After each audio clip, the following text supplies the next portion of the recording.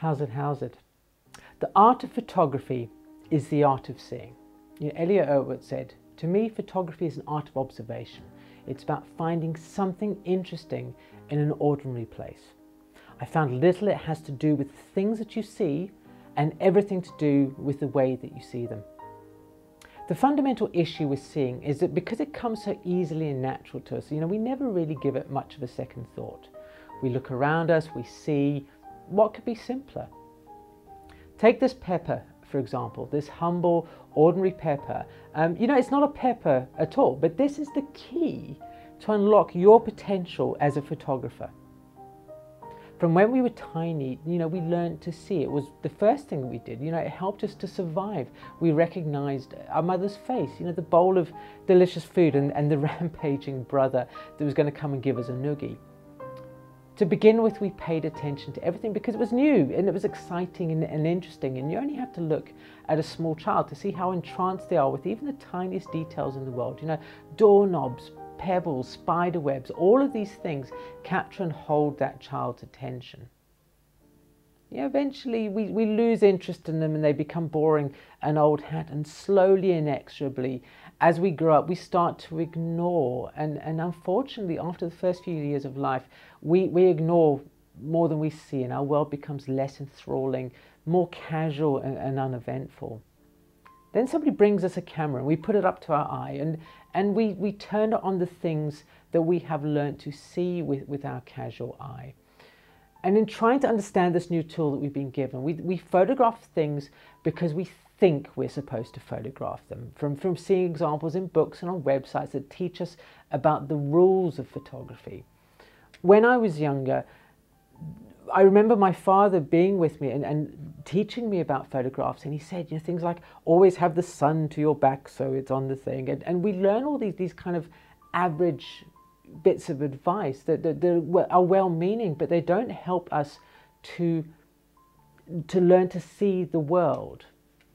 And so often, with the basis of this advice, we get results that we're frustrated with because the resultant photographs are not art as we imagine that they would be, but they're snapshots. They've been caught by this eye that hasn't been aesthetically trained yet, and an eye that's not in tune with the camera and the way that the camera sees the world. And I believe this is why there's this proliferation of YouTube channels out there that are focused on lenses and technique and new gear and special effects processing and stuff, because when we're dissatisfied with our results, this is where we seek our solutions in new lenses and equipment that we believe will solve the issue. But it doesn't address the real problem with photography and average photography, which is it's ourselves. It's the way that we see the world.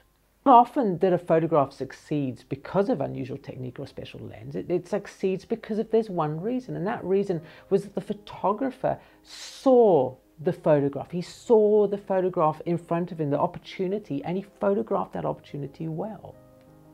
This series of YouTube videos is going to help you to learn to see the world and to be in harmony with your camera.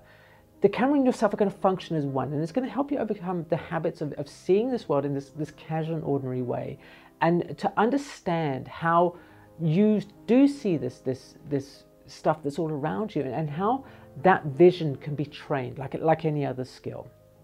It's also going to rekindle this childlike wonder that has no doubt sort of lost, been somewhere in the course of your life, and bring it back to the surface so that you too can see the many opportunities that are around you that are crying out to be photographed.